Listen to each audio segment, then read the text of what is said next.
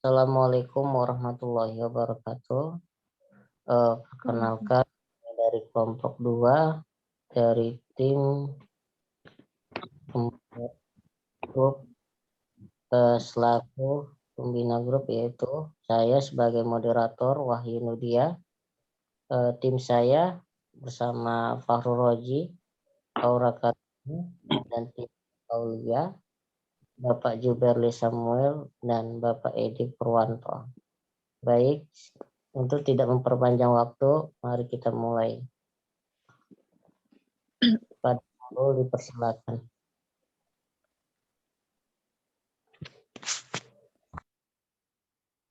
Baik, dalam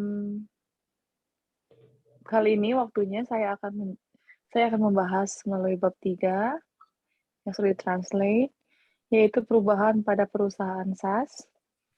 Saat dia menerima tawaran itu di Dragonfly keluar dari krisis perusahaan yang disebabkan oleh krisis minyak saat itu tahun 1970, sehingga menyebabkan kerugian dengan total kerugian sebanyak 20 miliar dolar setelah 17 tahun berjalan.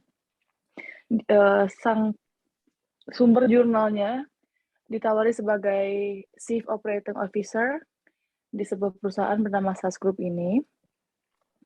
Dan dalam krisis minyak yang terjadi, akhirnya perusahaan ini melakukan perubahan-perubahan yang pastinya sudah dipikirkan secara matang-matang, lalu juga dia membuat gerakan yang baik dan berhasil memberikan sejarah dan hasil yang membanggakan, karena dia juga perusahaan tersebut telah berhasil untuk menaikkan profit walaupun dengan berbagai macam strategi yang saat itu pada masanya belum pernah dilakukan. Dan strategi bagus yang dilakukan grup SAS ini seperti menurunkan tarif, namun menambahkan jumlah penerbangan agar dapat diatasi situasi tersebut. Next-nya, Fahrul.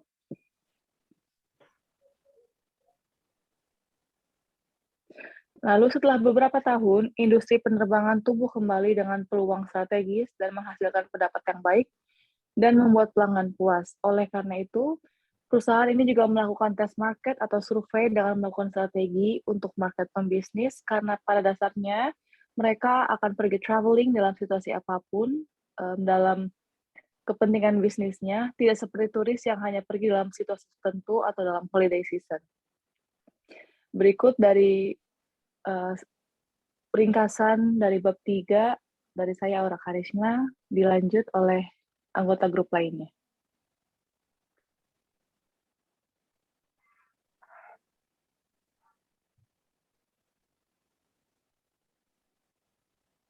Baik, kepada Pak Suroji dipersilakan.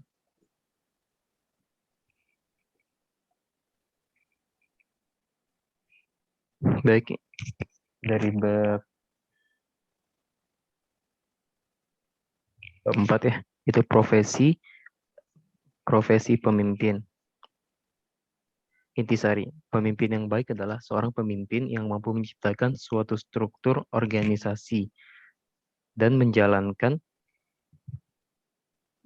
suatu organisasi sedemikian rupa sesuai peran masing-masing dan dapat menjalankan setiap tugas yang didelegasikan kepada bawahannya sehingga terciptanya efisien waktu. Yang kedua, seorang pemimpin tidak diangkat karena dia tahu segalanya dan bisa membuat segala keputusan. Dia ditunjuk untuk menyatukan pengetahuan yang tersedia dan kemudian menciptakan list atau daftar yang harus dilakukan dalam pekerjaan. Ketiga, seorang pemimpin akan membuat atau membangun sebuah sistem yang bisa memungkinkan seorang leader atau pemimpin dapat mendelegasikan tanggung jawab operasional setiap hari. Dalam menyusun sebuah strategi besar sebagai seorang leader, maka hal-hal yang harus dilaksanakan.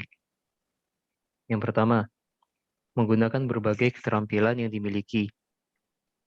Yang kedua, harus mampu menyusun strategi bisnis yang disesuaikan dengan tujuan kita.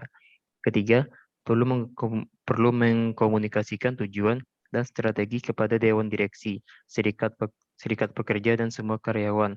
Keempat, mampu mendelegasikan tugas bagi para leader di bawah kita agar dapat melaksanakan maksud dan strategi yang telah kita susun dengan baik dan memberikan kepercayaan kepada mereka agar mampu menjalankan tugas yang didelegasikan atau atas otoritas yang kita berikan. Yang kelima, tetap melaksanakan pengawasan dan pembimbingan agar segala yang dilaksanakan sesuai dengan tujuan yang diharapkan. Yang keenam, pada akhirnya kita harus memastikan bahwa visi kita terlaksana dengan baik dan benar.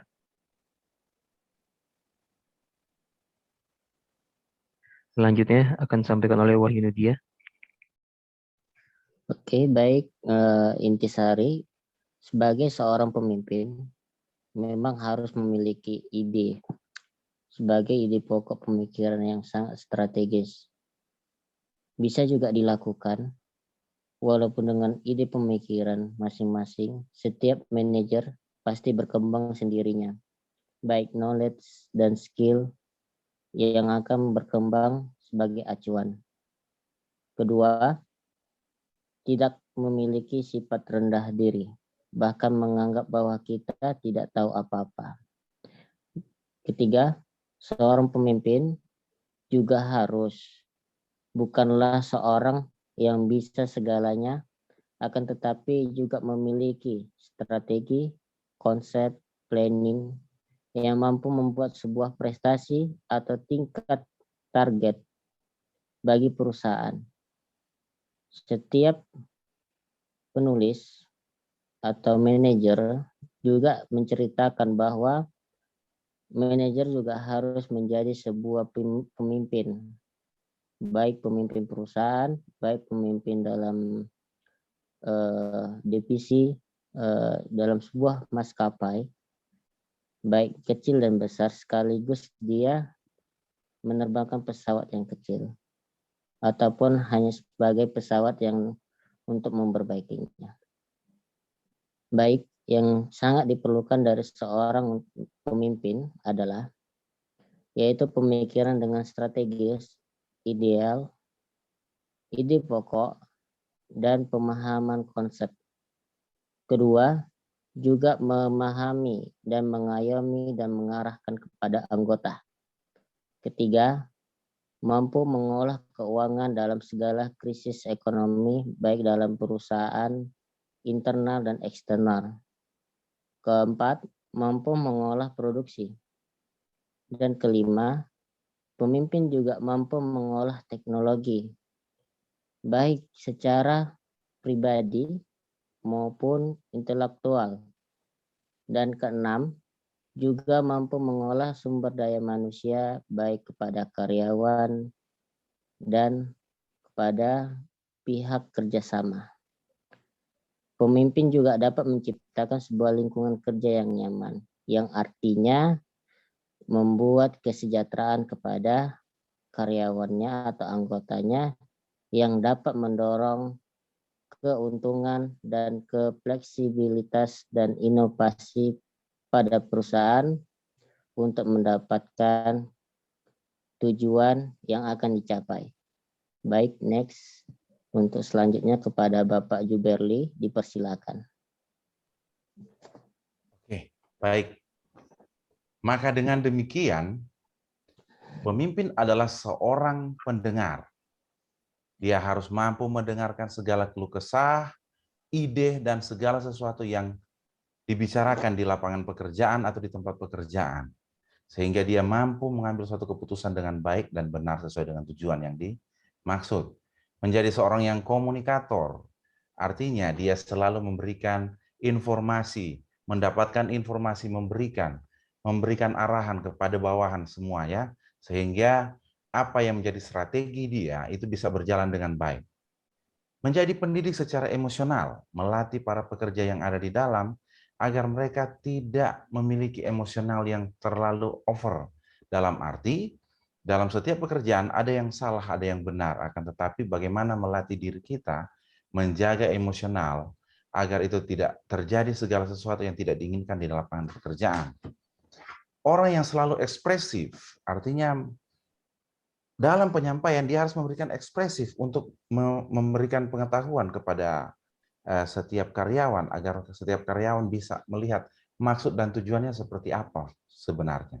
dan inspiratif. Dia mampu memberikan inspirasi kepada setiap karyawan atau anak buah yang ada di bawah, sehingga dari inspiratif itulah para bawahan akan menciptakan sesuatu ide-ide yang baru yang akan menunjang segala pekerjaan dan menciptakan segala sesuatu suasana yang baik. Tidak selamanya posisi yang kosong kita isi dengan personal yang memiliki kemampuan teknik dan spesialisasi. Akan tetapi boleh juga memilih yang memiliki kemampuan lain termasuk kepemimpinan. Maksudnya adalah tidak semua posisi-posisi tersebut, misalnya seorang pemimpin harus disesuaikan dengan spesialisasinya dia. Misalnya seorang pilot harus menduduki posisi operasional karena dia seorang pilot. Dia teknik di permesinan. Tidak selamanya seperti itu, akan tetapi bisa juga orang lain ditempatkan. Seperti yang terdapat dalam cerita ini tentang seorang direktur operasional yang ditunjuk adalah seorang wanita yang dia hanya memiliki ijazah di bidang yang administratif atau manajemen lainnya yang tidak berhubungan, akan tetapi dipilih oleh penulis karena dia berharap suatu perubahan lain atas pilihannya tersebut, dan itu berhasil. Ilustrasi dari sepak bola ini adalah menggambarkan bagaimana seharusnya para pemimpin yang jika sudah diberikan delegasi, sudah didelegasikan tugas-tugas kepadanya ya. Contoh seperti sepak bola. Seorang yang membawa bola, striker sudah membawa bola, sudah berada di garis depan 10 meter atau 12 meter dari tiang gawang. Akan tetapi dia kembali lagi ke kursi untuk menanyakan sesuatu kepada sang pelatih. Pak, apakah bola ini akan langsung saya tendang? Jika itu dilakukan, berarti dia sedang menyia-nyiakan kesempatan. Yang dilakukan adalah bukan seperti itu. Menjadi seorang manajer di dalam suatu perusahaan berarti dia memiliki suatu delegasi tugas yang diberikan dan dia bisa memberikan suatu keputusan tanpa harus memikirkan atau tanpa harus bertanya ke atasan yang di atas, sehingga segala keputusan bisa cepat diambil saat itu juga. Seorang pemimpin adalah orang yang berorientasi pada hasil, bukan kekuasaan dan hubungan sosial. Benar, karena memang seorang pemimpin bukanlah seorang yang harus berpikir tentang kekuasaan. Ya memang otomatis karena kekuasaan yang paling tinggi sudah ada di tangan dia. Akan tetapi bukan karena itu. Maksudnya adalah tidak otoriter kepada karyawan. Bisa saja dia memecat, bisa saja dia memberikan punishment.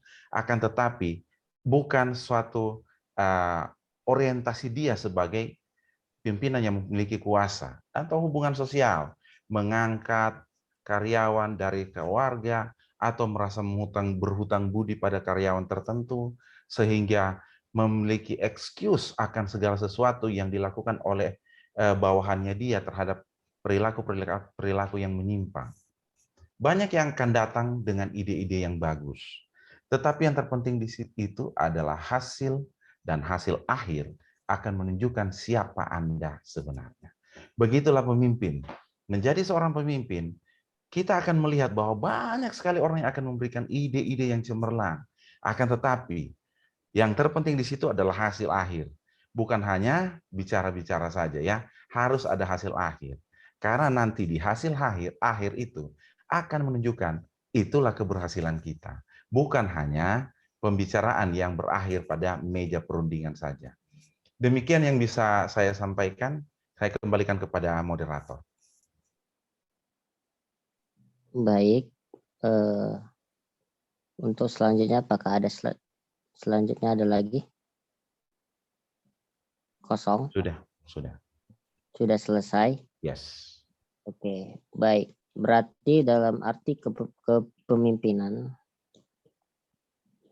Oke, coba next dulu. Berarti kepemimpinan itu ada pada jiwa setiap manusia, tetapi hanya pada pribadi dirinya sendiri, melakukan pada diri sendiri, melaksanakannya yang selalu ia lakukan untuk berkembang sendiri dan membuat segala konsep, membuat planning mulai dari dia titik awal hingga akhir. Seperti dalam pemikiran strategis, memahami dan mengarahkan dan mengayomi kepada anggota, baik bisa mengolah keuangan, mengolah produksi, mengolah sumber daya atau rekrutmen kepada karyawan, hingga menuju pada titik tujuan yang agar dicapai menuju kesejahteraan dan keuntungan pada perusahaan.